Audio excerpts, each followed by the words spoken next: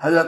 قاری طیب صاحب نور اللہ مرقدہ کی زبان سے بھی سنا مجلس میں، وعظ میں، اور آپ کے خطبات کے اندر بھی یہ واقعہ موجود ہے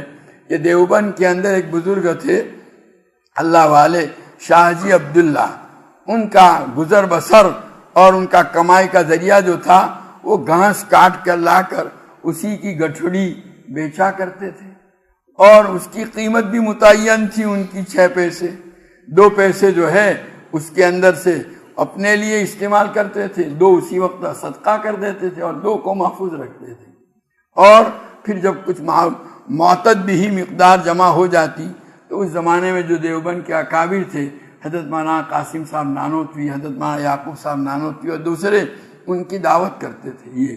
تو یہ شاہ جی عبداللہ جو تھے وہ ان کا ذریعہ معاش یہی تھا، اور ان کے صلاح اور نیکی کی وجہ سے دیوبند کے لوگ بھی یہ چاہتے تھے کہ ہم انہی کے پاس سے گھاس خریدیں۔ چنانچہ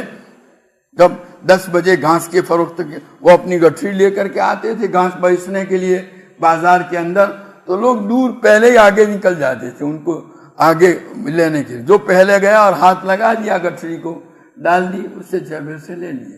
اور یہ ان کی گویا خاص خصوصیت تھی۔ یہ جو 2 پیسے جمع ہوتے تھے اور اس سے دعوت ہوتی تھی، حضرت مولانا یعقوب صاحب نانوتوی رحمۃ اللہ علیہ فرماتے ہیں جب ہم وہ دعوت کھاتے تھے تو 40 دن تک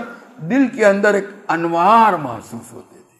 اور یہ خیال آتا تھا یہ نیکی کر لوں وہ نیکی کر لوں۔ یہ قدرتی طور پر دیکھو، آپ کو بھی میں بتاتا ہوں، کبھی آپ کو بھی تجربہ ہوا ہوگا، کبھی کچھ کھانے کے بعد کبھی طبیعت کے اندر نیکی کی طرف ایک دم رغبت پیدا ہو جاتی ہے، تو آپ نے کبھی سوچا نہیں کہ بھئی یہ طبیعت میں یہ نیکی کی رغبت کہاں سے پیدا ہوئی؟ تو اگر اس کی تحقیق کریں گے تو ایسا ہی کچھ آپ کو نظر آئے گا۔ تو بہرحال یہ قرآن پاک کی جو آیت حضور صلی اللہ علیہ وسلم نے پہلی آیت پیش کی دلیل کے طور پر، یا الرسول کلوا من الطیبات، تو